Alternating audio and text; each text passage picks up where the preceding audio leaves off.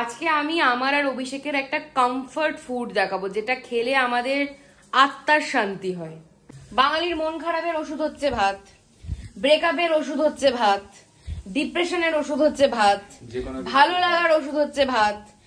ভাত আর ভাত মানে এটা একটা এমন জিনিস যেটা বাঙালিকে খেতেই হবে।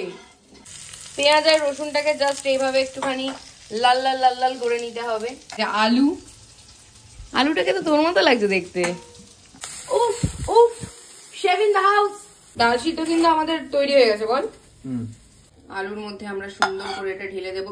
অভিষেক এবার নিজের পছন্দের জিনিস ঢালছে, এই যে ঘি।